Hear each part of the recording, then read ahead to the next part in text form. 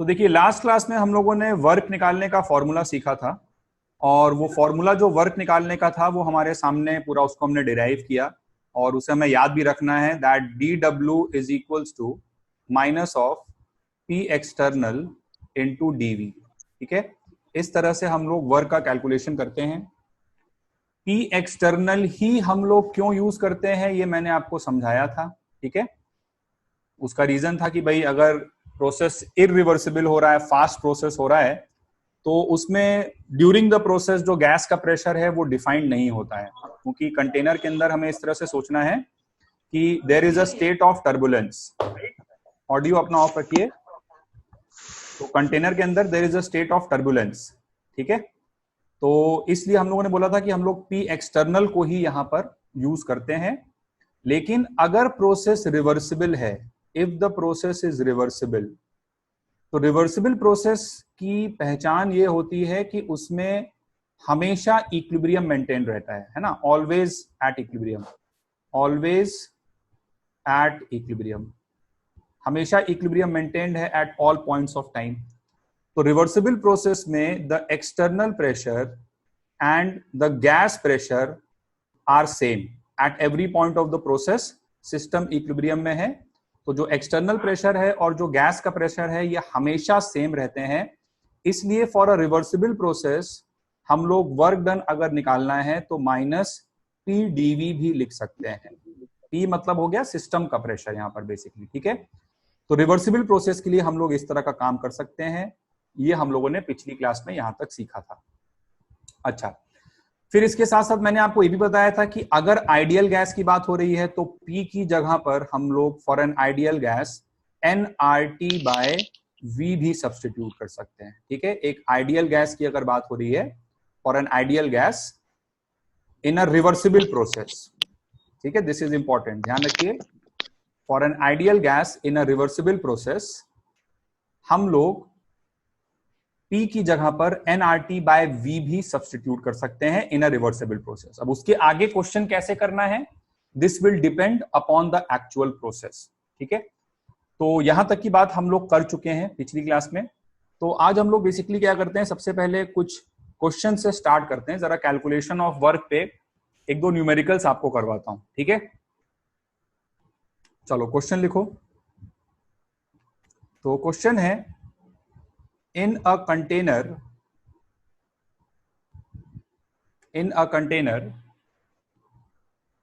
H2 gas is present, H2 gas is present initially at 5 atm, H2 gas is present initially at 5 atm and 2 liter। ठीक है, तो उसका pressure जो है वो 5 atm है और वॉल्यूम उसका 2 लीटर है। ठीक है, अच्छा आगे बोला गया है it expands against a constant, it expands against a constant external pressure, it expands against a constant external pressure of 2 atm। ठीक है, till its volume gets doubled। ठीक है, फाइंड W, W की वैल्यू हम लोगों को निकालनी है। चलिए इस क्वेश्चन को अटेम्प्ट करिए सब लोग।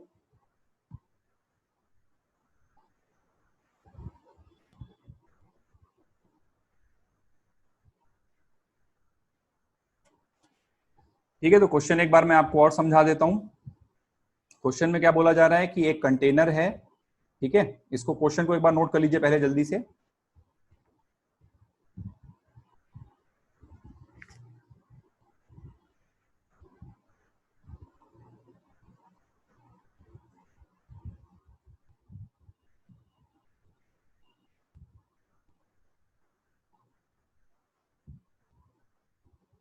ठीक है, तो आई होप क्वेश्चन सबने नोट कर लिया होगा।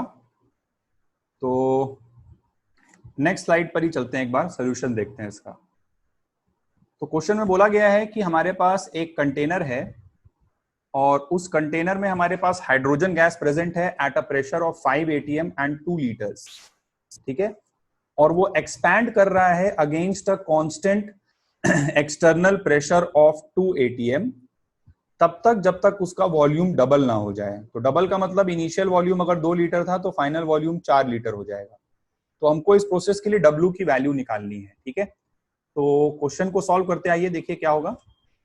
तो क्या करेंगे यहां पर कि हमारे पास थोड़ा सा पिक्चराइज कर लेते हैं। इस तरह से सपोज करो एक कंटेनर है और उस कंटेनर पे एक पिस्टन लगा हुआ है, अंदर गैस भरी हुई है और इनिशियली उसका वॉल्यूम है 2 लीटर, ठीक है, और एक्सटर्नल प्रेशर जो है वो इस समय 5 atm है, इक्विलिब्रियम है अभी सिस्टम में, ठीक है। तो ऑब्वियसली बात है प्रेशर अगर 5 atm है तो कुछ हमने ब्लॉक्स वॉक्स रखे होंगे यहाँ पे। नॉर्मल एटमॉस्फेयर का प्रेशर तो 5 atm नहीं हो सकता, एटमॉस्फेयर का प्रेशर तो कितना होता है 1 atm। तो कुछ यहाँ पे ब्लॉक वॉक हमने रखा हुआ है, ये इनिशियल कंडीशन है। अच्छा, अब हम लोगों ने क्या किया कि इसमें से कुछ ब्लॉक्स मान लो हमने सडनली रिमूव कर दिए, है ना, जितने भी किए उससे मतलब नहीं है। तो कुछ ब्लॉक्स इसमें से सडनली हमने रिमूव किए तो बाहर वाला प्रेशर एकदम से घटकर, अभी 5 atm था तो इक्विलिब्रियम था, सडनली कुछ ब्लॉक्स हटाए तो प्रेशर 2 atm हो गया, ठीक है। तो प्रेशर अगर 2 atm हुआ तो इसका वॉल्यूम जो है वो एक्सपैंड करेगा भाई, ठीक है। तो वॉल्यूम जो है वो इंक्रीज किया और वॉल्यूम इंक्रीज करके फाइनली जो है वो वॉल्यूम पिस्टन में हो गया, डबल हो गया, right. So volume is equals to 4 litre और ये एक्सपैंड किया है against a constant external pressure of 2 atm। जो एक्सपेंशन हुआ है that is against a constant external pressure of 2 atm। तो हम लोगों को यहाँ पे वर्क डन निकालना है। तो वर्क डन निकालने का हमने तरीका देखा है, dw is equals to minus P external into dv। सबसे पहले तो मैं आपको ये क्लियर कर दूं कि ये एक इरिवर्सिबल प्रोसेस है।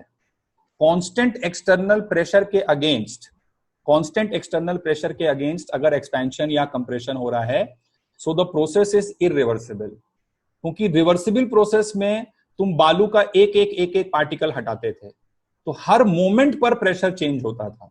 तो कांस्टेंट प्रेशर के अगेंस्ट हो रहा है तो प्रोसेस इज इरिवर्सिबल, ये बात ध्यान रखना है, ठीक है। तो वर्क डन का जनरल फॉर्मूला होता है dw is equals to minus P external into D V, और हमको वर्क निकालना है तो हम लोग इसे क्या करेंगे, इंटीग्रेट कर देंगे अभी, ठीक है। तो इंटीग्रेट हमने किया तो dw तो बन गया w, और प्रेशर जो है वो बेसिकली कांस्टेंट है, ठीक है। Constant external pressure of 2 atm के अगेंस्ट हो रहा है तो प्रेशर इज कांस्टेंट।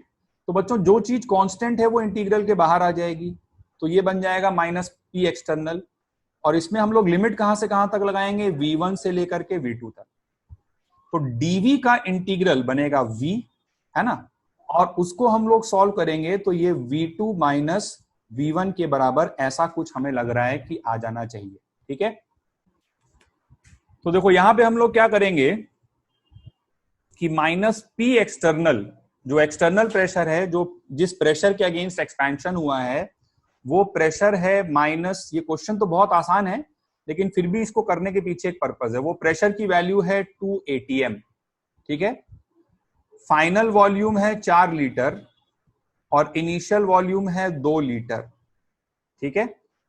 ये हमारे पास आया, ये बन गया 2 और ये भी बन गया 2, तो ये हमारे पास आ रहा है -4। यहां तक तो आप सबका आंसर सही है, लेकिन इसके बाद जो आप लोग बोल रहे हैं वो सब गलत है। जूल कैसे आ गया भाई, ये एटीएम है और ये लीटर है, तो एटीएम इंटू लीटर करोगे तो इसका यूनिट आया -4 लीटर एटीएम।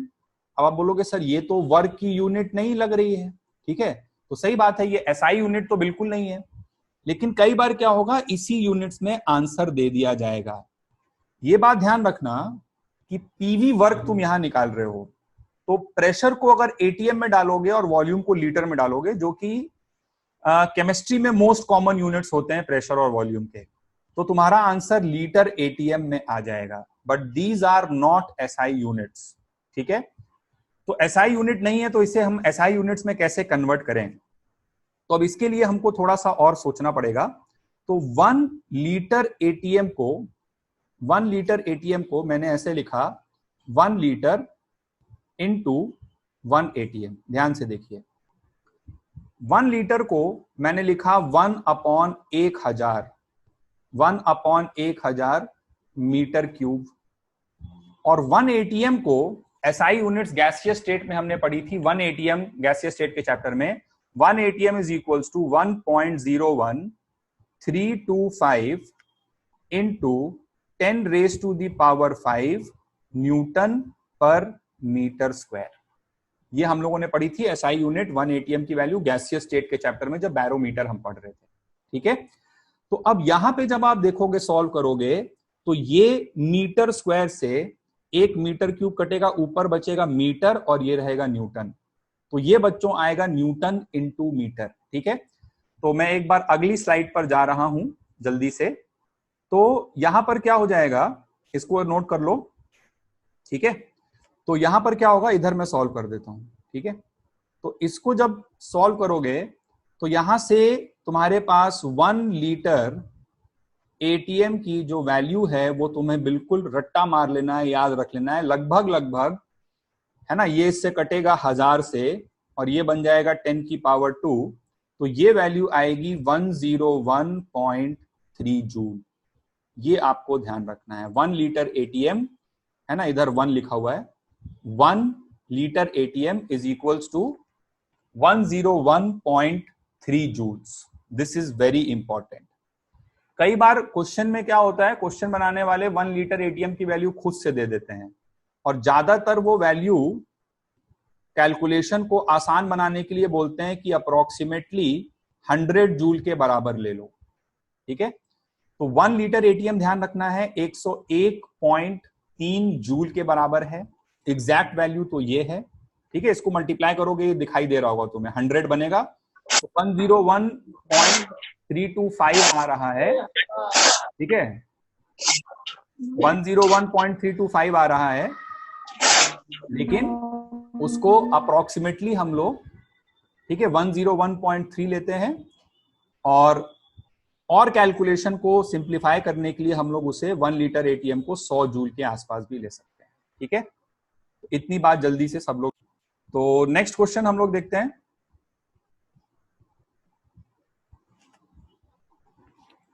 अगला क्वेश्चन नोट डाउन करिए। अ गैस expands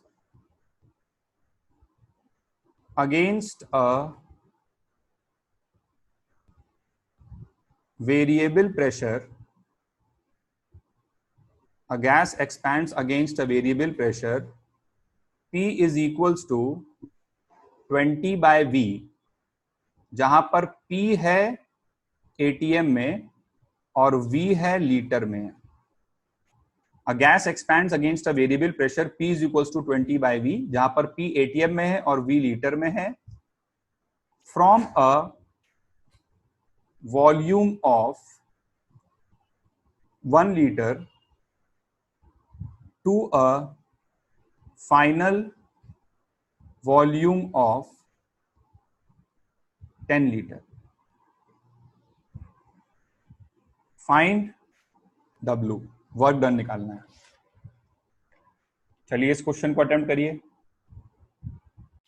देखिए, गौर करिए इस क्वेश्चन में, यहां पर जो प्रेशर बोला गया है, that pressure is not a constant pressure. P is equals to 20 by V।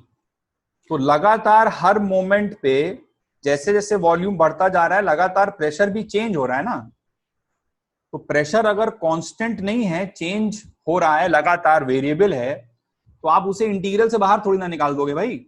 आपने लिखा, देखो भाई, dW is equals to minus P external into dV, ये आप याद करके बैठ गए। फिर आप यहाँ पे dW निकालने के लिए P एक्सटर्नल की जगह पे 20/V डालोगे। ठीक है, और यहां पर आप dV रखोगे, और फिर ये वेरिएबल है तो इसको आप इंटीग्रेट करोगे। ये बाहर थोड़ी ना आएगा, इस बार कांस्टेंट थोड़ी ना है, तो इसको आप इंटीग्रेट करोगे 1 से लेकर के 10 तक। ठीक है, तो 1 से लेकर 10 तक जब इंटीग्रेट करोगे तो -20 बाहर आएगा, और ये बनेगा dx बाय x वाला फॉर्म, ठीक है। dx बाय x वाले फॉर्म का जो इंटीग्रल है that will be equals to ln v। dx by x का इंटीग्रल ln x होता है और लिमिट इसमें लगाओगे 1 से लेकर के 10 तक। अब इसको सॉल्व करोगे तो ये ln 10 माइनस ln 1 बनेगा, ठीक है।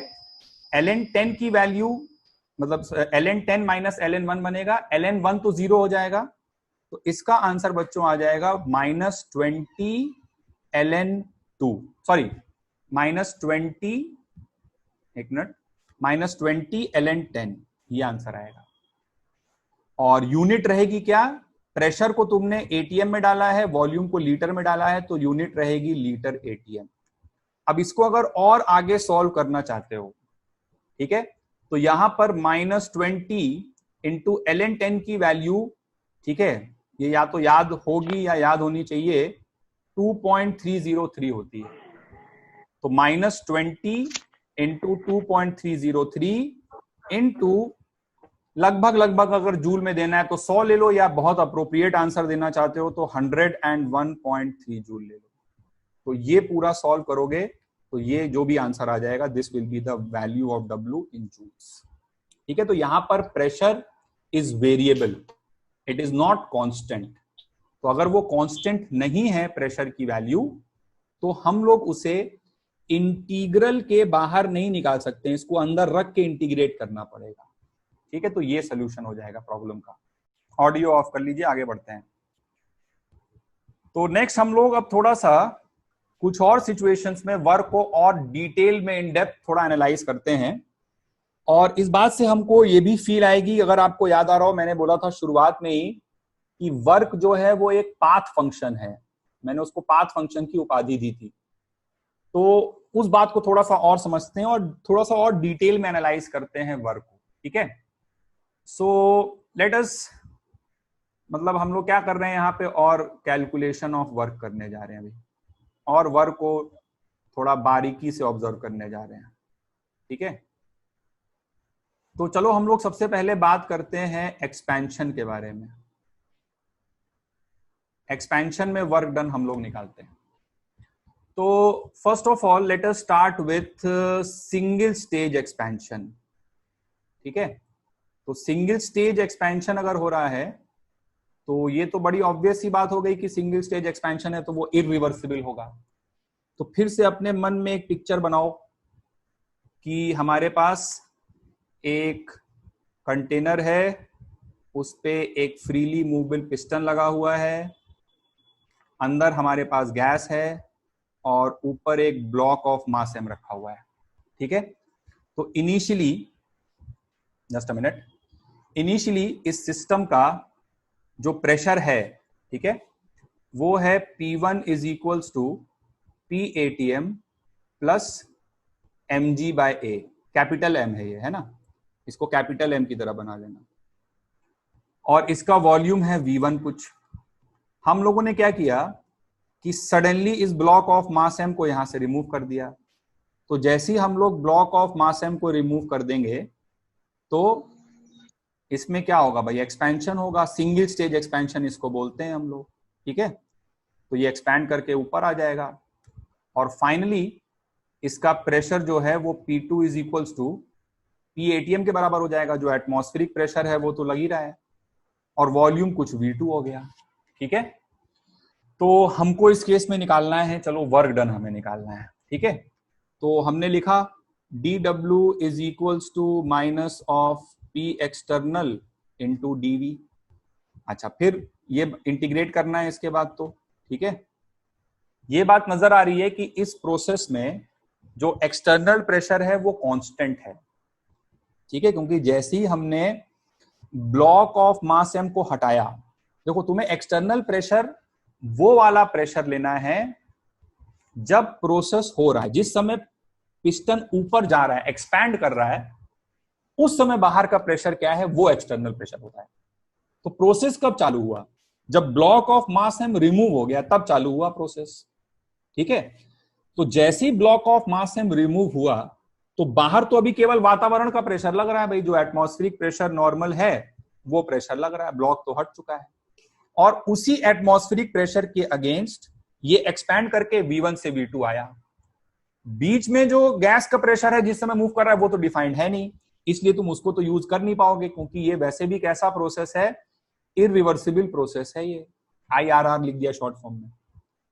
और P एक्सटर्नल कांस्टेंट है तो उसको बाहर निकाल लोगे तो यहां से आपके पास आ जाएगा W is equals to minus P external, जो कि इस केस में P ATM के बराबर है, इनटू आ जाएगा V2 minus V1। This will be the work done. ठीक है, जो हमारे पास फॉर्मूले से कैलकुलेट करके आ रहा है। अच्छा, इसी पूरी इंफॉर्मेशन को अगर मैं एक ग्राफ के फॉर्म में रिप्रेजेंट करूं, ठीक है, अगर इसी चीज को मैं ग्राफिकली रिप्रेजेंट करूं, तो अगर मैं ग्राफ इस चीज का बनाऊंगा, इस प्रोसेस का, ठीक है, पीवी ग्राफ, ये सीधी लाइन बना लेना है, एक पीवी ग्राफ अगर बनाऊंगा तो जो पीवी ग्राफ है, फर्स्ट ऑफ ऑल उस पीवी ग्राफ में मुझे 2 पॉइंट्स मिलेंगे बस, क्योंकि सिंगल स्टेज प्रोसेस है तो पीवी ग्राफ में I will get only 2 points. ठीक है, ये एक हो गया इनिशियल पॉइंट जहां पर वॉल्यूम है V1 और प्रेशर है P1। ठीक है, क्योंकि बाकी इंटरमीडिएट स्टेज पर तो डिफाइंड ही नहीं है, ये हमने सीखा पिछली क्लास में। और दूसरा मुझे एक ये फाइनल पॉइंट मिलेगा जहां पर वॉल्यूम हो गया V2 और इधर जा रहे हैं क्योंकि वॉल्यूम बढ़ रहा है, और प्रेशर हो गया P2। ठीक है, अब गौर से देखो इस ग्राफ में, अगर मैं ये वाला एरिया शेड कर दूं, इतना एरिया जो मैं कलर कर रहा हूं ब्लू कलर से, इतना एरिया जो है ये कितने के बराबर है, मैग्नीट्यूड खाली देखो। ठीक है, तो this area is equals to V2 minus V1, मतलब इसकी लंबाई कितनी हो जाएगी, V2, यहां तक की लंबाई V1 है और यहां पूरी लंबाई V2 है, तो इतनी लंबाई कितनी होगी, V2 माइनस V1, और ये वाली लंबाई कितनी होगी, ये वाली लंबाई हो जाएगी P2। तो P2 into V2 minus V1 के बराबर ये एरिया है, and this area represents the magnitude of work done, magnitude of work done represent कर रहा है। ठीक है, इसको नोट करो, मैं 1 मिनट बस आ रहा हूं। चलिए, तो नेक्स्ट हम लोग आते हैं अगले पॉइंट पर, और अब हम लोग सेकंड पढ़ते हैं, 2 स्टेज एक्सपेंशन को जरा एनालाइज करते हैं। ठीक है, 2 स्टेज एक्सपेंशन। ठीक है, 2 स्टेज, सेकंड पढ़ रहे हैं, 2 स्टेज का एक्सपेंशन। तो 2 स्टेज का एक्सपेंशन कैसे होगा कि अब आप सपोज करो कि हमारे पास वही पिस्टन था सेम जो पिछली बार था। ठीक है, अंदर गैस भरी हुई है और मैंने जो M मास का ब्लॉक रखा था, M मास का जो ब्लॉक रखा था, उस M मास के ब्लॉक को, जो कैपिटल M का मास था, उसको मैंने 2 छोटे छोटे हिस्सों में डिवाइड कर दिया। मतलब समझ लो ये स्मॉल m है, एंड स्मॉल m मतलब 2 times small m is equals to बड़ा वाला m। ठीक है, 2 times small m is equals to बड़ा वाला m। इसको नोट करो जरा, 1 मिनट, 1-2 लोग थोड़ा परेशान कर रहे हैं, उनको भगा। हमने क्या किया कि वो जो बड़ा वाला ब्लॉक ऑफ मास m था, उसको हमने बच्चों 2 छोटे छोटे पार्ट्स में डिवाइड कर दिया, और अब हम लोग क्या कर रहे हैं कि एक एक करके हटा रहे हैं। पहले हमने एक ब्लॉक हटाया, तो एक ब्लॉक जब हम लोग हटाएंगे तो ये कुछ क्या करेगा, एक्सपैंड करेगा सिस्टम, है ना, और कुछ थोड़ा सा पिस्टन मूव करके ऊपर आएगा। ये बीच की एक स्टेज हो गई, P डैश मान लो यहां प्रेशर हो गया और V डैश वॉल्यूम हो गया। यहां प्रेशर था P1 और वॉल्यूम था V1। ये बात ध्यान रहे कि P1 उतना ही है अभी भी जितना पिछले वाले केस में था, सिंगल स्टेज वाले में जितना था उतना ही अभी भी है P1 का वैल्यू। ठीक है, और V1 जो है वो कुछ वॉल्यूम है। फिर हमने एक ब्लॉक हटाया, तो अभी क्या है, एक ब्लॉक इस पे रखा हुआ है।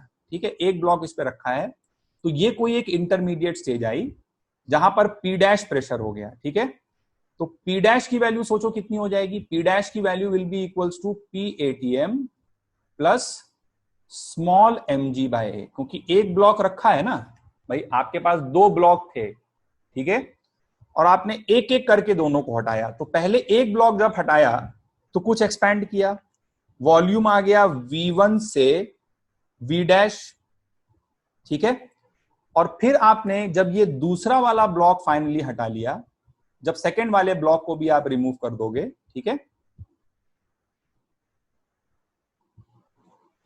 जब सेकेंड वाले ब्लॉक को भी आप रिमूव कर दोगे, तो फाइनली आपको ये इंपॉर्टेंट पॉइंट समझना है कि आप पहुंचोगे तो उसी जगह पर जहां पे आप पिछले वाले केस में पहुंचे थे, मतलब सिंगल स्टेज में जैसे पहुंचे थे, आप फाइनली पहुंचोगे तो उसी जगह पर, ठीक है ना।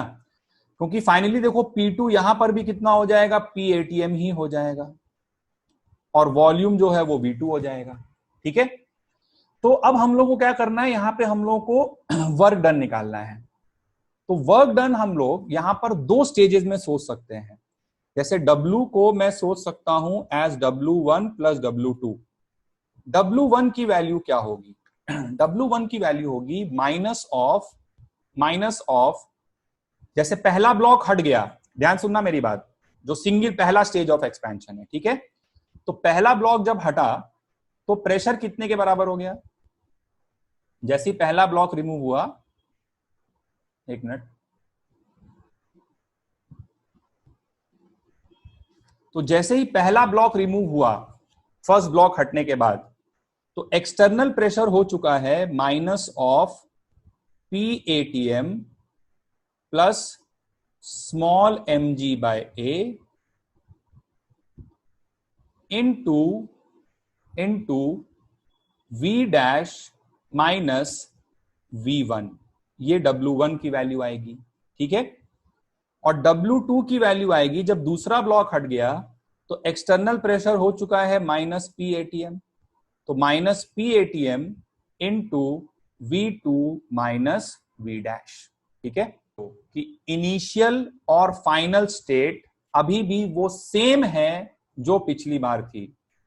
तुम पिछली बार भी फाइनल प्रेशर और फाइनल वॉल्यूम इतने पर ही पहुंचे थे जितने पर अभी हो, लेकिन पिछली बार तुमने इस ब्लॉक को पूरा का पूरा एक बार में हटा लिया था, इस बार तुम उसी ब्लॉक के दो टुकड़े करके एक एक करके हटा रहे हो, लेकिन इनिशियल और फाइनल पॉइंट अभी भी सेम है। तो अब यहां पे पिछली बार वाला वर्क और इस बार वाला वर्क अगर कंपेयर करो तो भाई बिल्कुल सेम नहीं आ रहा है, कहीं भी दूर दूर से सेम नहीं लग रहा है। दोनों केसेस में वर्क डन अलग अलग है।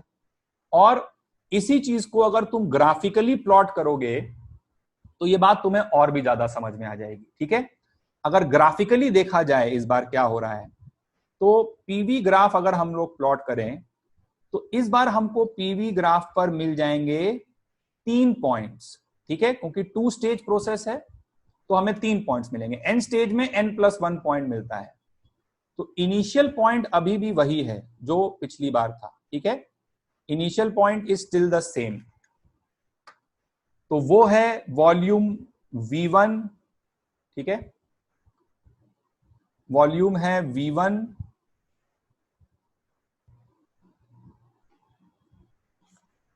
वॉल्यूम है V1 और प्रेशर है P1। फिर पहला ब्लॉक जब हटा तो बीच में हमको एक इंटरमीडिएट प्रेशर पॉइंट मिल गया, यहां पर वॉल्यूम है V डैश और प्रेशर है P डैश, इन सब की वैल्यू आप जानते हो। और फिर दूसरा ब्लॉक जब हटा तो फिर से हम फाइनली उतने ही प्रेशर पर पहुंचे और उतने ही वॉल्यूम पर पहुंचे, वॉल्यूम V2 और प्रेशर P2, ठीक है। अब इस बार अगर हम लोग वर्क डन वाला एरिया यहां पर दिखाएं तो देखो ये पहला पॉइंट था जब प्रेशर था PATM प्लस 2 mg/a, 2 mg मतलब 2m में m स्मॉल m है। अब तुमने एक ब्लॉक हटाया, जैसे ही तुमने एक ब्लॉक बाहर से हटाया, बाहर वाला प्रेशर हो गया P डैश के बराबर, और इतने प्रेशर के अगेंस्ट सिस्टम ने एक्सपैंड किया from V1 to V dash. तो ये वाला जो एरिया है, ठीक है, अपनी कॉपी में देखो और ये अपने आप को समझाओ कि ये वाला जो एरिया है this represents the magnitude of W1। ये एरिया रिप्रेजेंट कर रहा है W1 का मैग्नीट्यूड, ठीक है, W1 क्या लिखा था हमने, V dash minus V1 into P dash. So this area represents the magnitude of W1.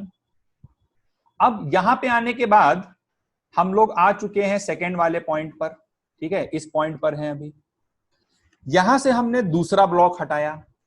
दूसरा ब्लॉक हटाया तो एक्सटर्नल प्रेशर फिर एकदम से ड्रॉप किया और वो P2 के बराबर हो गया. और उस P2 वाले प्रेशर के अगेंस्ट सिस्टम ने एक्सपैंड किया V1 से लेकर के V2 तक. तो इतना जो एरिया है ये एरिया रिप्रेजेंट कर रहा है magnitude of W2. And therefore this total area, ये जो टोटल एरिया इतना है, ये पूरा का पूरा एरिया रिप्रेजेंट कर रहा है the work done for the process, जो कि क्लियरली तुम्हें समझ में आना चाहिए कि पिछले वाले केस से डिफरेंट है. ठीक है, पिछले वाले केस में वर्क डन जो है वो इतना एरिया आ रहा था. जो लाल वाली लाइन दिख रही है ना, this was the work done in previous case. लेकिन टू स्टेज एक्सपेंशन में क्या हुआ कि जो वर्क डन टोटल एरिया आ रहा है वो ये येलो वाली लाइन जो दिख रही है, this yellow line represents the work done. ठीक है, तो this entire area represents the magnitude of work done. This represents the magnitude of work done. तो अब यहां से हमें दो बातें समझ में आई कि हम उसी इनिशियल पॉइंट से, सेम इनिशियल पॉइंट से सेम फाइनल पॉइंट पे जा रहे हैं. अभी भी इनिशियल और फाइनल पॉइंट ध्यान से देखो सेम है, लेकिन यहां पे हमें क्या दिखाई दे रहा है कि वर्क डन का मैग्नीट्यूड चेंज हो गया नंबर ऑफ स्टेजेस चेंज करने पे. सिंगल स्टेज में वर्क डन कम था, टू स्टेज में वर्क डन बढ़ गया. या अभी तो ये समझो कि चेंज हो गया, अभी घटा बढ़ा तो और एनालाइज करते हैं डिटेल में, लेकिन अभी ये समझो कि चेंज हो गया. ठीक है, तो इस बात से ये साबित होता है कि वर्क एक कैसा फंक्शन है, work is a path function. इसी को तो पाथ फंक्शन कहते हैं कि सेम पॉइंट से सेम पॉइंट में जाने में उसकी वैल्यू अलग अलग आ जा रही है. तो वैल्यू अगर अलग अलग आ जा रही है तो इसी तरह के फंक्शन को हम लोग क्या बोलते हैं, पाथ फंक्शन बोलते हैं. So this proves that work is a path function. And एक और पॉइंट यहां समझिए कि कभी भी हम लोग एक्सपेंशन में होंगे, in expansion the magnitude of work done, the magnitude of work done increases in expansion. The magnitude of work done increases on increasing the number of stages. कभी भी हम लोग नंबर ऑफ स्टेजेस बढ़ाएंगे तो expansion में magnitude of work done increase कर जाएगा. ठीक है, ये एक बहुत इंपॉर्टेंट काम की चीज है. In expansion the magnitude of work done increases on increasing the number of stages. और इस बात को हम लॉजिकली भी फील कर सकते हैं कि टू स्टेज में क्यों बढ़ गया वर्क डन. देखो, टू स्टेज में वर्क डन इसलिए बढ़ा क्योंकि सिंगल स्टेज में तुम क्या कर रहे थे कि सारा का सारा लोड एक बार में खाली कर ले रहे थे, है ना. एक बार मैं नेक्स्ट स्लाइड पे जा रहा हूं, आई होप सबने नोट कर लिया होगा. उसको लॉजिकली अगर हम लोग फील करें इस बात को कि ऐसा क्यों हो रहा है, तो सिंगल स्टेज में बेसिकली क्या काम हो रहा था बच्चों, देखो कि इस ब्लॉक ऑफ मास m को हम पूरा का पूरा एक बार में हटा ले रहे थे. ठीक है, लेकिन टू स्टेज में हम क्या कर रहे हैं कि इस ब्लॉक ऑफ मास m के हमने दो टुकड़े कर दिए हैं स्मॉल m के. ये टोटल मास सेम है, बड़ा M is equals to 2 times छोटा m, तो प्रेशर उतना ही है. अब तुमने सिंगल स्टेज में क्या किया कि इस ब्लॉक ऑफ मास m को पूरा का पूरा एक बार में हटा लिया, तो बाहर का लोड एकदम से कम हो गया. भाई जैसी ब्लॉक हटा, बाहर का प्रेशर P ATM हो गया तुरंत. और अब गैस V1 से लेके V2 तक P ATM को धक्का मार के ले जा रही है. लेकिन टू स्टेज में क्या हो रहा है कि तुम एक एक करके हटा रहे हो. तो जब तुमने सिर्फ पहला ब्लॉक हटाया है उस समय तो बाहर का प्रेशर ज्यादा है ना. उसी प्रेशर को तो मैंने P डैश का नाम दिया था. कितना बोला था? P ATM plus mg/a. तो टू स्टेज में क्या हो रहा है कि पूरा जो प्रोसेस है या पूरा जो पिस्टन की जर्नी है, ऐसे समझो, उस थ्रू आउट द जर्नी जो प्रेशर की वैल्यू है वो कुछ हिस्से के लिए ज्यादा, मतलब गैस को ज्यादा भार ढोना पड़ रहा है। पहले वाले केस में ब्लॉक सारा का सारा बोझ तुमने एक बार में हटा दिया, और दूसरे वाले जैसे तुम इस तरह समझो कि एक आदमी है ना, और उसके उसके हाथ में, ऑडियो ऑफ रखो भाई, आप कहा था वो बना नहीं एक आदमी है और उसके हाथ में एक बालू का बोरा है। अब वो रेस, मान लो उसको दौड़ना है, तो बालू के बोरे को जो है वो पटक के और फिर भागने लग गया, तो उसने अपना सारा लोड शुरू में ही गिरा दिया, तो इसने अपना सारा लोड यहीं गिरा दिया। दूसरा आदमी था कि वो बालू के बोरे में क्या किया कि भाई उसने मान लो लेट से उसको दो हिस्से में काट दिया, तो आधी दूर तक भागा। तो लेट से उसने जब पहले फेंका तो उसने दोनों बोरा एक साथ नहीं फेंका, उसने एक बोरा फेंका, तो आधा, मतलब लेट से उसके दो हिस्से अगर किए थे तो आधा बालू उसके ऊपर है, तो उसको ज्यादा लोड उठा के भागना पड़ रहा है, और ज्यादा लोड उठा के भागना पड़ रहा है तो इस वजह से उसे मेहनत ज्यादा करनी पड़ रही है। ठीक है, तो इस वजह से क्या होता है कि एक्सपेंशन में तुम जितनी ज्यादा नंबर ऑफ स्टेजेस बढ़ाते जाओगे, जैसे अब 3 स्टेज में जाओगे तो वर्क डन और बढ़ जाएगा, 4 स्टेज में जाओगे तो और बढ़ जाएगा। तो एक्सपेंशन में magnitude of work done time के साथ नहीं देखेंगे, क्योंकि एक्सपेंशन का वर्क तो नेगेटिव होता है, तो हम मैग्नीट्यूड ऑफ वर्क डन की बात कर रहे हैं। तो एक्सपेंशन में magnitude of work done increase करता है on increasing the number of stages. ठीक है, इसी तरह से नेक्स्ट हम लोग अगर बात करें फॉर एन स्टेज एक्सपेंशन, ठीक है, एन स्टेज एक्सपेंशन के बारे में बात करें तो एन स्टेज एक्सपेंशन का मैं सिंपली क्या करता हूं, पीवी डायग्राम बना देता हूं बस, है ना। बाकी मतलब तुम्हें इस तरह समझना है कि वो जो ब्लॉक था उसके एन टुकड़े कर दिए गए। अब वो एन कुछ भी हो सकता है यार, 8, 10, 15, 20, 25 कुछ भी हो सकता है। ठीक है, तो वो जो भी ब्लॉक ऑफ मास एम था उसके एन टुकड़े कर दिए गए। तो अब मैं क्या कर रहा हूं कि मैं सीधे पीवी डायग्राम बना रहा हूं। ठीक है, तो पीवी डायग्राम अगर एन स्टेज एक्सपेंशन के लिए हम लोग प्लॉट करेंगे तो ये मान लीजिए मेरी इनिशियल कंडीशन थी। ठीक है, तो ये इनिशियल कंडीशन पे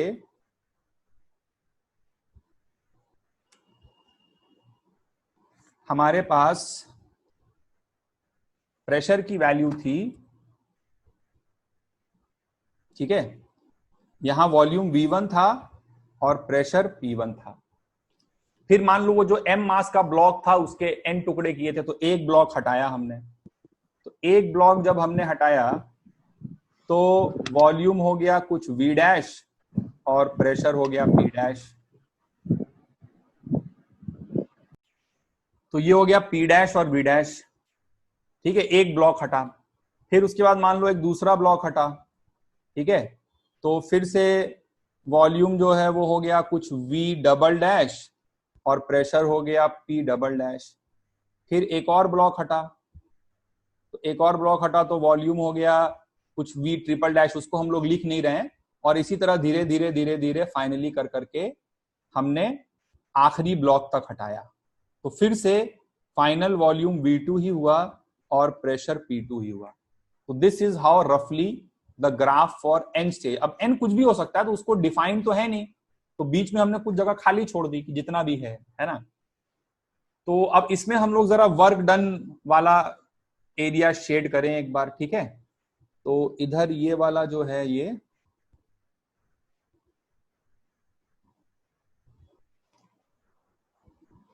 तो इधर है P और Y एक्सिस पर है B। तो हमें यहाँ पे अब शेड करना है वर्क डन वाला एरिया। तो देखो क्या एरिया हो जाएगा। तो पहले इस पॉइंट पे थे, पहला ब्लॉक हटा, तो पहला ब्लॉक हटा मतलब n ब्लॉक्स थे, वही m मास के हमने n टुकड़े किए थे। तो पहला ब्लॉक हटा तो प्रेशर हो गया बाहर वाला कितना, P डैश, और सिस्टम एक्सपैंड किया V1 से V डैश। तो ये वाला एरिया हमारा हो जाएगा पहले स्टेज में। ठीक है, फिर इसी तरह से दूसरा ब्लॉक हटा, दूसरा ब्लॉक हटा तो P डबल डैश, और फिर सिस्टम एक्सपैंड किया यहां से यहां, तो ये अगला वाला वर्क आ गया। फिर इसी तरह से ये अगला वाला वर्क आ गया, फिर इसी तरह से ये अगला वाला वर्क आ गया। ठीक है, तो इस टोटल एरिया को अगर हम लोग आउटलाइन कर दें एक बार, तो इतना जो टोटल एरिया है ये वाला और यहां से यहां तक। ठीक है, तो ये इतना पूरा area, this entire area represents the magnitude of work done. ठीक है, ये क्या रिप्रेजेंट कर रहा है? This is the magnitude of work done. This is for n stage, तो और ज्यादा बढ़ गया। ठीक है, अब ये मुझे थोड़ा सा सोच कर बता। तो नेक्स्ट अब देखिए हम लोग बात करते हैं कि हम देख रहे हैं कि एक्सपेंशन में हम जैसे जैसे नंबर ऑफ स्टेजेस बढ़ाते जा रहे हैं वैसे वैसे वर्क डन बढ़ता जा रहा है, मैग्नीट्यूड ऑफ वर्क डन बढ़ता जा रहा है। हम उसी इनिशियल पॉइंट से उसी फाइनल पॉइंट पे बार बार जा रहे हैं, लेकिन हर केस में जो वर्क है वो अलग अलग आ रहा है। ठीक है, तो इन सब चीजों से ये चीज प्रूव होती है कि वर्क एक पाथ फंक्शन है, पहली बात। दूसरी बात, एक्सपेंशन में नंबर ऑफ स्टेजेस बढ़ाने पर वर्क डन इंक्रीज कर रहा है। अब मैक्सिमम वर्क डन कब होगा? मैक्सिमम वर्क डन होगा जब हम नंबर ऑफ स्टेजेस बहुत ज्यादा बढ़ा दें। और हम नंबर ऑफ स्टेजेस ज्यादा से ज्यादा क्या कर सकते हैं? नंबर ऑफ स्टेजेस हम ज्यादा से ज्यादा कर सकते हैं कि n अप्रोचिंग हम इंफिनिटी करा दें। और n अप्रोचिंग अगर हम इंफिनिटी करा देंगे तो प्रोसेस कैसा हो जाएगा? प्रोसेस एक रिवर्सिबल प्रोसेस हो जाएगा। तो वहां पर जो वर्क डन आएगा that will be maximum. n tending to infinity के केस में जो वर्क डन होगा वो मैक्सिमम होगा। और n tending to infinity visualise कैसे करेंगे कि वो जो m मास का ब्लॉक रखा था उसका हमने पूरा एकदम बालू बना दिया, चूरा बना दिया उसका। ठीक है, और हम लोग एक एक पार्टिकल एक एक पार्टिकल एक एक पार्टिकल, ये क्या रखा हुआ है? ये m मास की सैंड रखी है, m मास का सैंड है उसके ऊपर, और एक एक पार्टिकल हटा रहे हैं। तो इनफाइनाइट समय के बाद भी हम लोग फाइनली उसी V1 से उसी V2 पे पहुंचेंगे, और उसी P1 से उसी P2 पर पहुंचेंगे। ठीक है, लेकिन इस बार हम लोग इनफाइनाइट स्टेजेस में जाएंगे, इनफाइनाइट स्टेजेस। तो यहां पे हम लोग वर्क डन कैसे निकालेंगे? यहां पे हम लोग निकालेंगे dW is equals to minus of P external dV। ठीक है, ये वर्क डन का फॉर्मूला होता है। लेकिन ये रिवर्सिबल प्रोसेस है बच्चों, और रिवर्सिबल प्रोसेस की खास बात ये होती है कि उसमें हर समय equilibrium is maintained. Eight all points of the process the equilibrium is maintained. तो अगर इक्विलिब्रियम मेंटेन्ड है तो एक्सटर्नल प्रेशर, यहां पे ध्यान रखो, कांस्टेंट नहीं है। बहुत सारे बच्चों को ये कंसेप्शन है कांस्टेंट है। मैं कांस्टेंट नहीं बोल रहा हूं यार, मैं बोल रहा हूं कि बाहर वाला प्रेशर और अंदर वाला प्रेशर बराबर है हर समय। तुम एक एक एक एक पार्टिकल हटा रहे हो तो प्रेशर कांस्टेंट थोड़ी ना, चेंज तो हो ही रहा है लगातार, लेकिन बहुत ग्रेजुअली ग्रेजुअली धीरे धीरे धीरे धीरे धीरे चेंज हो रहा है। It is not constant but it is equal. बाहर और अंदर का प्रेशर बराबर है। तो मैं इसको माइनस P dV के बराबर पुट कर दूंगा, और बस उसके बाद आइडियल गैस की बात होगी तो आगे फिर देख लेंगे क्या करना है, वो तो पढ़ेंगे अभी आगे। nRT/V dV पुट कर देंगे। आइडियल गैस, ज्यादातर आइडियल गैस ही रहेगी। ठीक है, और इसके लिए अगर हम लोग पीवी ग्राफ बनाएं तो पीवी ग्राफ यहां पर इस बार कैसा बनेगा? एक एकदम कंटिन्यूअस कर्व बनेगा, बिल्कुल कंटिन्यूअस। ठीक है, ये इनिशियल पॉइंट हो गया, वॉल्यूम V1, प्रेशर P1, और ये फाइनल पॉइंट हो गया, वॉल्यूम V2, प्रेशर P2, और एकदम एक स्मूथ ग्राफ आ जाएगा। ठीक है, हर जगह का प्रेशर और वॉल्यूम डिफाइंड है। तो दिस एंटायर एरिया, ये पूरा का पूरा एरिया वर्क डन रिप्रेजेंट करेगा। इसमें एक एरो भी मार दो इस तरह से, जो दिखा रहा है कि तुम इस डायरेक्शन, ये स्ट्रेट लाइन नहीं है, एक फ्री हैंड कर्व बना देना आप, है ना, इस टाइप से। तो ये पूरा एरिया रिप्रेजेंट कर रहा है the magnitude of work done, the magnitude of work done. ठीक है, तो इसको नोट करिए। नेक्स्ट हम लोग बात करते हैं अबाउट कंप्रेशन के केस में कैलकुलेशन करते हैं। ठीक है, तो कंप्रेशन के केस में वर्क डन को डिस्कस करते हैं। सबसे पहले let us discuss about single stage compression. Single stage compression, तो अब आप समझो कि आपके पास एक कंटेनर है, उस पर फ्रीली मूवेबल पिस्टन लगा है और अंदर गैस है। यहां पर वो ब्लॉक ऑफ मास एम पड़ा हुआ है, ठीक है, जिसको हटा के तुमने इसको एक्सपैंड कराया था। अभी इसका प्रेशर P1 P ATM के बराबर है और इसका वॉल्यूम कुछ V1 के बराबर, ये कॉमा लगाया है। ठीक है, और area of cross section A है, area of cross section is A। ठीक है। अब तुमने क्या किया कि फ्रीली मूवेबल पिस्टन है, तुमने क्या किया, इस ब्लॉक ऑफ मास एम को उठा के इसके ऊपर तुमने रख दिया एक बार में, पूरा का पूरा सिंगल स्टेज कंप्रेशन। ठीक है, पहले तो कंप्रेशन का वर्क पॉजिटिव होता है, ये सब समझा चुका हूं मैं, है ना। dw is equals to minus P external dv होता है। तो कंप्रेशन में वॉल्यूम कम हो रहा होता है ना, तो वॉल्यूम कम हो रहा होता है तो dv की वैल्यू जो है वो क्या आती है, नेगेटिव आती है। ठीक है, dv की वैल्यू नेगेटिव आती है, और dv नेगेटिव होने की वजह से कंप्रेशन का वर्क जो है वो क्या आता है, पॉजिटिव आता है। ठीक है, ऑडियो ऑफ रखिए अपना। कंप्रेशन का वर्क जो है वो dv नेगेटिव है कंप्रेशन में, तो वो वर्क पॉजिटिव आता है कंप्रेशन का। और वैसे भी compression is work done on the system, तो work done on the system है तो वो क्या होगा, पॉजिटिव हो जाएगा। ठीक है, तो हमने इस ब्लॉक ऑफ मास एम को रख दिया एकदम से। तो जैसे ही हम लोगों ने ब्लॉक ऑफ मास एम को रखा, तो अब ये क्या होगा कि ये कंप्रेस हो जाएगा थोड़ा भाई, है ना। तो फाइनली पिस्टन जो है वो और गैस को कंप्रेस कर देगा और अंदर गैस पड़ी रहेगी, यहाँ ब्लॉक ऑफ मास एम रखा है। ठीक है, और फिर इक्विलिब्रियम आ जाएगा, P2 will be equals to PATM plus mg bye a and volume हो जाएगा V2। तो हम लोग को यहाँ पे सपोज करो वर्क निकालना है, तो वर्क हम लोग कैसे निकालेंगे, dw is equals to minus of P external into dv। ठीक है, माइनस ऑफ P एक्सटर्नल की जगह पे, अब देखो यहाँ पे P एक्सटर्नल फिर से कांस्टेंट है, जैसे ही तुमने ब्लॉक रखा तब प्रोसेस चालू हुआ, और ब्लॉक रखने के बाद बाहर का प्रेशर कितना हो चुका है, जैसे ही आपने ब्लॉक प्लेस किया तो बाहर का प्रेशर हो चुका है PATM plus mg bye a के बराबर। This is the external pressure जो बाहर हो चुका है। ठीक है, तो अब हम लोग को यहाँ पे वर्क जब निकालना है तो हम लोग लिखेंगे dw is equals to minus of P external constant है, तो इसको इंटीग्रेट जब करोगे आप, तो इंटीग्रेट करने पर ये इंटीग्रल के बाहर आ जाएगा। ठीक है, तो minus PATM plus mg bye a, ये तो P की वैल्यू हुई, इनटू हम लोग क्या करेंगे, इनटू हम लोग V2 माइनस V1 कर देंगे। और V2 माइनस V1 नेगेटिव होगा क्योंकि फाइनल वॉल्यूम कम है और इनिशियल वॉल्यूम ज्यादा था। ठीक है, so this is the work done. ध्यान से इसको देख लीजिए और नोट कर लीजिए। और अब हम लोग इसका बनाते हैं, पीवी डायग्राम बना लेते हैं। ठीक है, अच्छा एक बात ध्यान रहे कि सिंगल स्टेज में हो रहा है, so this is also a irreversible process. इस प्रोसेस को भी हम कैसा बोलेंगे, इरिवर्सिबल प्रोसेस ही बोलेंगे। ठीक है, तो इतना आप पूरा नोट करिए जल्दी से, फिर हम लोग आगे बढ़ते हैं।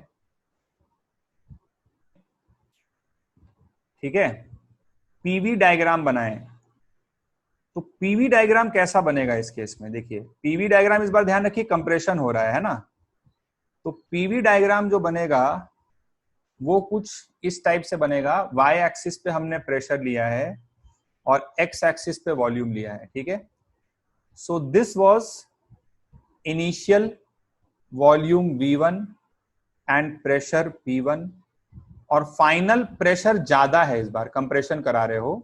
ठीक है, तो this is final volume V2 and final pressure P2। इस तरह का पीवी डायग्राम बनेगा। वन स्टेज का प्रोसेस है इसलिए 2 पॉइंट्स आएंगे। ठीक है, ये बात मैं कई बार कर चुका हूं कि n स्टेज के प्रोसेस में हमें n+1 इक्विलिब्रियम पॉइंट्स मिलते हैं, और जितने इक्विलिब्रियम पॉइंट्स मिलते हैं उतनी ही जगह पर हमको प्रेशर और वॉल्यूम पता है, तो हम उतने ही पॉइंट्स बना सकते हैं, कंटिन्यूअस ग्राफ नहीं बना सकते। अब यहां पर अगर हम लोग वर्क डन के मैग्नीट्यूड के बारे में बात करें, मैग्नीट्यूड वर्ड इस बार ज्यादा इंपॉर्टेंट नहीं रह गया क्योंकि पॉजिटिव है वर्क, तो मैग्नीट्यूड में नहीं भी बोलूं तो समझ में आएगा। तो वर्क डन का मैग्नीट्यूड अगर शेड करना हो तो कुछ बच्चे जो है वो गलती करते हैं, वो इस वाले एरिया को सोच लेते हैं। अगर आपके मन में भी ऐसा आ रहा है तो ये गलत है, ये एरिया नहीं है। आप ध्यान से देखिए, सिस्टम यहां पे था, आपने बाहर लाके m मास का ब्लॉक पटक दिया। P1 कितना था, PATM, आपने बाहर से लाके m मास का ब्लॉक रखा, तो जैसे ही आपने m मास का ब्लॉक बाहर रख दिया तो एक्सटर्नल प्रेशर तो अभी P2 के बराबर हो गया है, और इतने प्रेशर के अगेंस्ट सिस्टम कंप्रेस होके आया from V1 to V2. So this entire area represents the work done. ये इतना पूरा एरिया जो है, ये वाला एरिया ध्यान से देख लो फिर से, ठीक है, ये पूरा एरिया जो है, इतना पूरा एरिया ये रिप्रेजेंट कर रहा है वर्क डन को, ठीक है. This entire area represents the work done, ठीक है. This is important. और यहीं से हमको ये बात भी समझ में आएगी कि इस प्रोसेस का नाम इररिवर्सिबल क्यों पड़ा, कहां से आया ये नाम इररिवर्सिबल, ठीक है. तो इररिवर्सिबल इस प्रोसेस का नाम इसलिए पड़ा क्योंकि जब देखो हम लोगों ने भाई रिवर्स करना मतलब उस काम को उल्टा करने की कोशिश करना, ठीक है. तो सपोज करो मेरे पास इनिशियल कंडीशन ये थी, यहां पर मेरे पास एक ब्लॉक ऑफ मास एम रखा हुआ था, अंदर गैस भरी हुई थी, ठीक है. मैंने क्या काम किया कि इस ब्लॉक ऑफ मास एम को यहां से रिमूव किया. तो ब्लॉक ऑफ मास एम को रिमूव किया तो ये पिस्टन जो है वो बाहर का प्रेशर कम हुआ, तो ये गैस एक्सपैंड करी, धक्का मार के पिस्टन ऊपर आया, और ये ब्लॉक ऑफ मास एम यहां पड़ा हुआ है, अभी इसको उतार के साइड में रखा था.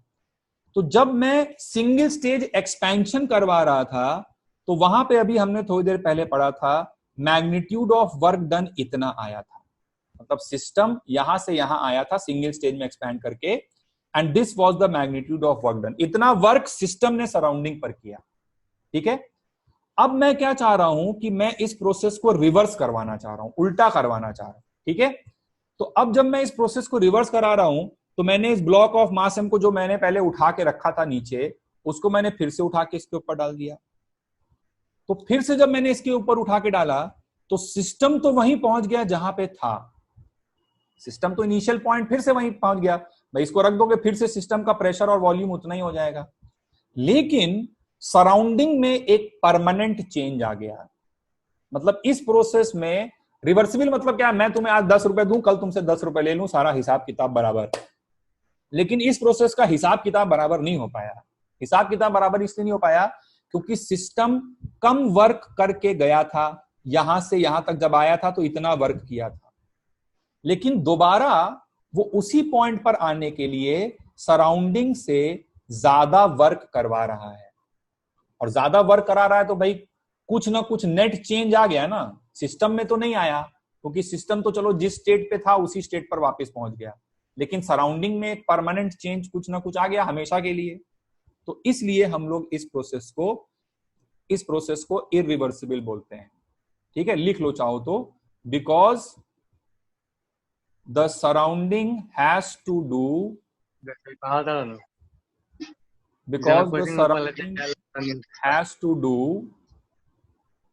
because the surrounding has to do a greater, surrounding has to do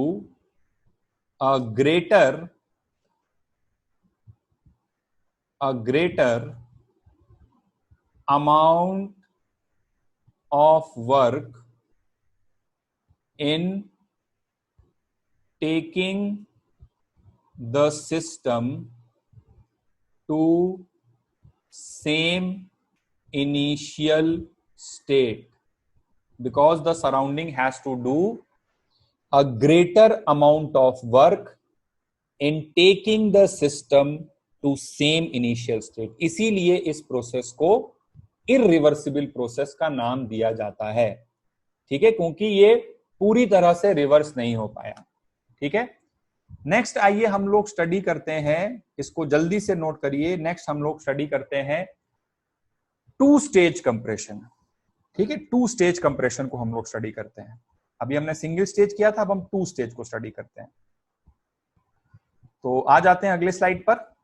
next हम लोग बात करते हैं अबाउट टू स्टेज कंप्रेशन. तो टू स्टेज कंप्रेशन किस तरह से हो रहा होगा कि आपको सपोज करना है कि आपके पास एक कंटेनर है, उस पर फ्रीली मूवेबल पिस्टन लगा है, अंदर भरी हुई है गैस, और ये जो ब्लॉक ऑफ मास एम था इसका आपने 2 टुकड़ा कर दिया, ठीक है. और अब आप इसको एक एक करके रख रहे हो, 1 एट अ टाइम।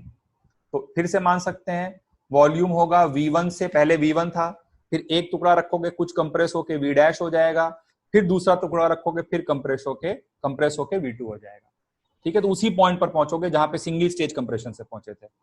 प्रेशर पहले है P1 is equals to P ATM। पहला ब्लॉक रखने के बाद P डैश मान लेते हैं हो गया, वो हो गया P ATM प्लस छोटा mg बाय a। कहीं जगह बचे साइड में लिख लेना, 2 टाइम्स छोटा m इक्वल टू बड़ा वाला m, बड़ा m जो पिछली सिंगल स्टेज में लिए थे। और वॉल्यूम है सॉरी ये P डैश हो गया और P2 हो जाएगा P ATM प्लस, अब दोनों ब्लॉक रख दिए तो 2 टाइम्स छोटा mg बाय a। अब पहला ब्लॉक रखे तो वर्क हुआ W1। W1 को क्या लिखोगे, पहला ब्लॉक रखने के बाद प्रेशर हो चुका है, पहला ब्लॉक रखने के बाद एक्सटर्नल प्रेशर हो चुका है P ATM प्लस छोटा mg बाय a, और ये कांस्टेंट है। पहला ब्लॉक रखने के बाद एक्सटर्नल प्रेशर इतना हो चुका है और ये कांस्टेंट है। ठीक है, और ये कंप्रेस करा के लाया सिस्टम को कहां से कहां तक, V1 से V डैश, तो V मतलब final volume minus initial volume, ये W1 हो गया। और W2 क्या हो जाएगा, अब दूसरा ब्लॉक रख दिए, दूसरा ब्लॉक रखे तो प्रेशर माइनस तो लगाना ही है, P external plus 2 mg bye a हो गया, और ये कांस्टेंट है तो इंटीग्रल के बाहर आ गया। और ये कंप्रेस कहां से करवा के लाया, ये लाया V डैश से V2, तो ये हो जाएगा फाइनल माइनस इनिशियल V2 से V डैश। ठीक है, चलो तो इसका ग्राफ हम लोग बनाते हैं अब, पीवी ग्राफ। तो पीवी ग्राफ देखो कैसा लगेगा इसका। ठीक है, तो y एक्सिस पे हमने प्रेशर ले लिया, ठीक है, y एक्सिस पर हमने प्रेशर लिया, x एक्सिस पर हमने वॉल्यूम लिया। सो P एंड V, ये थी हमारी इनिशियल कंडीशन। ठीक है, वॉल्यूम था V1, प्रेशर था P1, फिर एक ब्लॉक रख दिए तो बीच में कुछ इंटरमीडिएट पॉइंट आ गया V डैश और P डैश, और फिर दूसरा ब्लॉक रखे तो फाइनल पॉइंट आ गया, और फाइनल पॉइंट वही है जो सिंगल स्टेज कंप्रेशन से आ रहा था। सिंगल स्टेज कंप्रेशन से जो आ रहा था वही उसी जगह पे हम गए हैं, लेकिन फिर से हमें साफ साफ दिखाई दे रहा है कि वर्क डन चेंज हो चुका है, वर्क डन हैज चेंज्ड। ठीक है, और यहां पे देखिए क्या हुआ है, पहले यहां पे थे आप, पहला वाला ब्लॉक रखे तो प्रेशर P डैश हो गया और वो सिस्टम को कंप्रेस करा के लाया यहां से यहां तक, तो इतना जो एरिया है वो रिप्रेजेंट कर रहा है W1। और फिर दूसरा ब्लॉक रखे तो प्रेशर हो गया बाहर वाला P2, तो इतना जो एरिया है ये रिप्रेजेंट कर रहा है W2, और इतना पूरा area represents the total work done in the process. This entire area represents the total work done in the process. ठीक है, तो क्या हो रहा है यहां, क्या दिख रहा है तुम्हें, वर्क डन पहले उतना ही है क्या, ऑफ कोर्स नॉट। और कंप्रेशन में ये पॉइंट नोटिस करो कि वर्क डन घट गया है। सिंगल स्टेज में अभी बनाए थे ग्राफ, इतना पूरा वर्क डन आया था। ठीक है, 2 स्टेज में वर्क डन कम होता जा रहा है, 3 स्टेज में जाओगे और कम हो जाएगा। ठीक है, इसको लॉजिकली फील करो, क्यों, सिंगल स्टेज कंप्रेशन में क्या हो भाई, कंप्रेशन में तुम्हें लोड हटाना नहीं है, तुम्हें लोड रखना है। तो सिंगल स्टेज में तुम पूरा का पूरा लोड एक ही बार में लाद दिए उसके ऊपर, आदमी को भागना था तुम उसको पूरा बोरा बालू का लदा दिए पहले में, शुरू रेस मतलब जहां चलना चालू किया तभी तुम उसको लदवा दिए पूरा बालू, तो शुरू से ही वो ज्यादा मेहनत कर रहा है। दूसरे केस में तुम क्या करो, धीरे धीरे करके एड ऑन कर रहे हो, तो थोड़ी देर के लिए कम मेहनत करनी पड़ रही ना। जैसे सिंगल स्टेज में क्या था कि इस पॉइंट पे थे और एकदम से उठा के लाद दिए पूरा एम, तो सीधे यहां से यहां आ गया, तो इतना पूरा वर्क हुआ, इतना पूरा एरिया। लेकिन 2 स्टेज में क्या कर रहे हो, उसी को 2 पार्ट में डिवाइड कर दिए, तो पहले थोड़ा सा उसके ऊपर रखे, तो थोड़ा सा उसके ऊपर बोझ दिए तो वो थोड़ा सा कंप्रेस हो गया, लेकिन इतनी दूरी में उसने अपनी मेहनत बचा ली, मेहनत कम करनी पड़ी इतने वाले एरिया के लिए, तो इसलिए वर्क डन जो है वो क्या हुआ, कम हो गया। तो ये बहुत इंपॉर्टेंट पॉइंट है, कंप्रेशन में नंबर ऑफ स्टेजेस हम बढ़ाते हैं, नंबर ऑफ स्टेजेस बढ़ाते हैं तो वर्क जो है वो डिक्रीज कर जाता है, मैग्नीट्यूड ऑफ वर्क डिक्रीज कर जाता है, कम हो जाता है। एक्सपेंशन में नंबर ऑफ स्टेजेस बढ़ाने पे वर्क बढ़ता है, कंप्रेशन में नंबर ऑफ स्टेजेस बढ़ाने पे वर्क घटता है, ठीक है। और मिनिमम वर्क कंप्रेशन के केस में कब आएगा? मिनिमम वर्क कंप्रेशन के केस में आएगा, मिनिमम वर्क कंप्रेशन के केस में आएगा जब बच्चों n अप्रोचेस इंफिनिटी हो जाएगा, n टेंडिंग टू इंफिनिटी होगा, तब वर्क डन मिनिमम होगा। और इंफिनिटी वाले केस में, ठीक है, रिकॉर्ड हो ही रहा है, एक बार मैं जल्दी से अगली स्लाइड पे चला जा रहा हूं। इंफिनिटी वाले केस में अगर n अप्रोचिंग टुवर्ड्स इंफिनिटी आएगा तो प्रोसेस हो जाएगा रिवर्सिबल, ठीक है। और रिवर्सिबल नाम क्यों आएगा ये भी तुम समझ लो। अब तुम क्या करोगे कि रिवर्सिबल में तुम्हें क्या करना है कि तुम्हें ब्लॉक ऑफ मास m का पाउडर बना देना है, बालू, और एक एक पार्टिकल एक एक पार्टिकल एक एक पार्टिकल डालना है इस पे। तो इस बार जब तुम वर्क डन निकालोगे, ऑडियो ऑफ रखिए, -P एक्सटर्नल इंटू dV, लेकिन ये प्रोसेस रिवर्सिबल है तो हर समय इक्विलिब्रियम है। हर समय इक्विलिब्रियम अगर है तो P एक्सटर्नल की जगह तुम P dV भी लिख सकते हो, where P stands for gas का प्रेशर, और आइडियल गैस क्वेश्चन में रहेगी तो nRT/V पुट कर दोगे। अब यहां पर देखो क्या हो रहा है कंप्रेशन में, कि इसका अगर आप ग्राफ बनाते हो बच्चों, ठीक है, तो ये तो एक कंटिन्यूअस ग्राफ आएगा, ठीक है, और कंटिन्यूअस ग्राफ आएगा तो यहां पे वॉल्यूम है V1, यहां है प्रेशर P1, यहां है वॉल्यूम V2 और प्रेशर है P2, और एकदम एक कंटिन्यूअस ग्राफ आएगा, ठीक है। और देखो वो कम होता जा रहा था, ठीक है, तो फाइनली जो है वो इस तरह से आ जाएगा ये, और ये पूरा एरिया रिप्रेजेंट करेगा क्या? Work done. और इसीलिए इनफाइनाइट स्टेज वाले प्रोसेस को रिवर्सिबल का नाम दिया गया। तुम एक सिचुएशन अज्यूम करो कि तुम्हारे पास पहले m मास की बालू रखी थी, तो तुम यहां पर थे, इनिशियल पॉइंट मान लो यहां था तुम्हारा, m मास की बालू रखी थी, तुम एक एक पार्टिकल हटा के इनफाइनाइट समय के बाद फाइनली तुम यहां पहुंचे, लगातार इक्विलिब्रियम मेंटेन रखते हुए, लगातार तुमने इक्विलिब्रियम को डिस्टर्ब होने का मौका नहीं दिया, है ना। एक जन्म तुमने अपना पूरा बालू का एक एक पार्टिकल हटाने में लगा दिया, तो यहां से तुम यहां पहुंचे एक्सपैंड करवा के इनफाइनाइट स्टेजेस में, तो सिस्टम ने सराउंडिंग पर इतना वर्क किया। This is the magnitude of work done, जो मैं लाल से दिखा रहा हूं। अब सारी बालू हट गई, यहां पे तुम आ गए, अब फिर तुम्हारा पुनर्जन्म हुआ, तुमने एक दोबारा जन्म लिया, और तुमने बोला कि पिछले जन्म में जो बालू हटाई थी, अब वो एक एक पार्टिकल बालू का फिर डालना चालू करते हैं।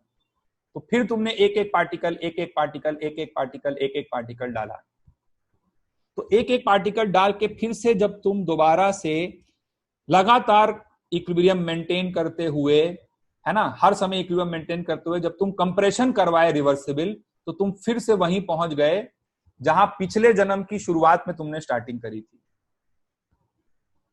तो यहां समझने वाली बात यह है कि जितना सिस्टम ने वर्क किया था सराउंडिंग पे, उतना ही same amount of work surrounding ने सिस्टम पे करके वापस पहुंचा दिया। मतलब नेट लेन देन, नेट हिसाब किताब बराबर हो गया। सिस्टम ने आज सराउंडिंग को 50 जूल दिया, तो सराउंडिंग से फिर से 50 जूल लेके वापस वहीं पहुंच गया। And this is the characteristic of the reversible process, इसीलिए इसको रिवर्सिबल बोलते हैं, पूरी तरह से रिवर्स हो गया। इरिवर्सिबल वाले में हम लोग क्या कर रहे थे, जब हम उसे रिवर्स करने की कोशिश कर रहे थे तो एक्स्ट्रा वर्क हमको करना पड़ रहा था, ठीक है। तो इसलिए इसको हम लोग रिवर्सिबल प्रोसेस बोलते हैं, क्योंकि ये सिस्टम और सराउंडिंग दोनों के रिस्पेक्ट में रिवर्स हो गया। सिस्टम तो वहां पहुंचा ही पहुंचा, सराउंडिंग भी वहां पर पहुंच गई, ठीक है। तो इस बात को चाहो तो नोट कर लो, both the system and surrounding are restored to their initial conditions. Both system and surrounding are restored to original condition। लेकिन ये एक बात और है कि ये प्रोसेस एक hypothetical are restored to original condition। ये बात और है कि ये प्रोसेस एक हाइपोथेटिकल प्रोसेस है भाई, पेपर पे है ना ये। रियलिटी में तो जितने भी प्रोसेसेस हैं वो क्या है, इरिवर्सिबल हैं। लेकिन एक बात ये देखो कि नंबर ऑफ स्टेजेस जैसे जैसे बढ़ाते जाओगे, नंबर ऑफ स्टेजेस बढ़ाते जाओगे, तो तुम इरिवर्सिबिलिटी से रिवर्सिबिलिटी की ओर मूव करोगे। जैसे जैसे नंबर ऑफ स्टेजेस बढ़ाओगे वैसे वैसे, जैसे मान लो एक्सपेंशन की बात हम लोग कर रहे हैं, तो एक्सपेंशन की जब हम लोग बात कर रहे हैं तो वहां पर क्या है कि नंबर ऑफ स्टेजेस बढ़ाने पर वर्क डन का मैग्नीट्यूड बढ़ता जा रहा है। ठीक है, तो कभी भी जैसे जैसे तुमने अगर सुना हो, अब ये सब थोड़ा सा और मैं डीप में जा रहा हूं, इतना जरूरत नहीं पड़ेगा, बट थोड़ा सा और इसका मतलब अगर समझें, सुनो, 2 स्ट्रोक इंजन, 4 स्ट्रोक इंजन। तो 2 स्ट्रोक इंजन और 4 नो सर। तुमने 2 स्ट्रोक इंजन 4 स्ट्रोक इंजन नहीं सुना है बेटा? किसी भी इंजन में क्या होता है कि एक्सपेंशन कंप्रेशन के प्रोसेसेस हो रहे होते हैं। ठीक है, इंजन क्या करता है कि फ्यूल का कंबशन कराता है, उससे हीट रिलीज होती है, उस हीट को वर्क में कन्वर्ट करने की कोशिश करता है। ठीक है, तो लगातार एक्सपेंशन कंप्रेशन हो रहा होता है। तो 2 स्ट्रोक मतलब हो गया कि एक्सपेंशन 2 स्टेज में हो रहा है, और 4 स्ट्रोक का मतलब हो गया कि एक्सपेंशन 4 स्टेज में हो रहा है। ठीक है, तो नंबर ऑफ स्टेजेस बढ़ाने का फायदा हमें एक्सपेंशन में भी मिलता है और कंप्रेशन में मिलता है। ठीक है, क्योंकि देखो एक्सपेंशन में क्या हो रहा है कि सिस्टम वर्क कर रहा है। एक्सपेंशन के प्रोसेस में the system is doing work. ठीक है, ध्यान से समझो इस बात को। एक्सपेंशन में तुम्हें आउटपुट मिल रहा है, सिस्टम वर्क करके दे रहा है तुम्हें। ठीक है, तो नंबर ऑफ स्टेजेस जब तुम बढ़ा रहे हो तो तुम्हें आउटपुट ज्यादा बढ़ता जा रहा है, तो ये फायदे की बात है ना। तो तुम 2 स्ट्रोक से 4 स्ट्रोक इंजन में जब आए तो तुमने उसी एक्सपेंशन को ज्यादा स्टेजेस में कराया, तो ज्यादा स्टेजेस में कराया तो तुम्हारा आउटपुट जो है वो बढ़ गया। ठीक है, और कंप्रेशन में क्या कर रहा है कि तुम्हें बाहर से वर्क करना है। अब तुम्हें इनपुट देना है, कंप्रेशन इज इनपुट। ठीक है, और यहां पे मैं नंबर ऑफ स्टेजेस अगर बढ़ा रहा हूं तो इनपुट की वैल्यू कम होती जा रही है, तो मुझे दोनों तरफ से फायदा ही फायदा हो रहा है ना। अगर मैं नंबर ऑफ स्टेजेस बढ़ा रहा हूं, मैं प्रोसेस को इरिवर्सिबल से रिवर्सिबल की ओर अगर ले जा रहा हूं नंबर ऑफ स्टेजेस बढ़ाकर, तो नंबर ऑफ स्टेजेस बढ़ाने पर एक्सपेंशन में मुझे सिस्टम से वर्क मिल रहा है बाहर, जो मेरे फायदे की चीज है, वो भी बढ़ रहा है। ठीक है, अब मान लो मुझे सिस्टम को वापस से उसी इनिशियल स्टेट पे ले जाना है, तो मुझे अब बाहर से अपनी एनर्जी देनी पड़ेगी, तो नंबर ऑफ स्टेजेस बढ़ाने पे मुझे इनपुट भी कम देना पड़ रहा है। तो दोनों तरफ फायदा है, दोनों तरफ से फायदा है, एक्सपेंशन में भी और कंप्रेशन में भी। रिवर्सिबल की ओर लेकर आते हैं।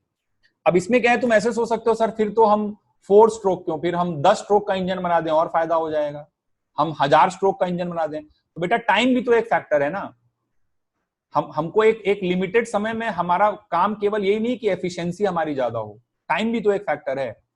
तो हमारे ऊपर एक ये भी लिमिटेशन है ना कि एक लिमिटेड समय में प्रोसेस हो जाना चाहिए। ऐसा नहीं कि हम स्कूटी का स्टार्टर आज दबाएं और 10 साल के बाद जाके वो स्टार्ट हो, तो भी उस प्रोसेस का ठीक है एफिशिएंसी तो बढ़ गई लेकिन कुछ फायदा नहीं हुआ। ठीक है, तो ये डिफरेंस होता है 2 स्ट्रोक और 4 स्ट्रोक इंजन में, and that is why irreversible से रिवर्सिबल में आने में फायदा है। किसका? एफिशिएंसी का फायदा है कि आउटपुट ज्यादा मिल रहा है, इनपुट कम लग रहा है, लेकिन टाइम कॉम्प्रोमाइज हो रहा है। आप नंबर ऑफ स्टेजेस बढ़ाओगे ज्यादा टाइम लगेगा प्रोसेस में। ठीक है, तो ये इन दोनों में डिफरेंस है। और ठीक है, दैट्स इट फॉर टुडे। अगली क्लास की रिकॉर्डिंग आपको मैं प्रोवाइड कर दूंगा, देख लीजिएगा।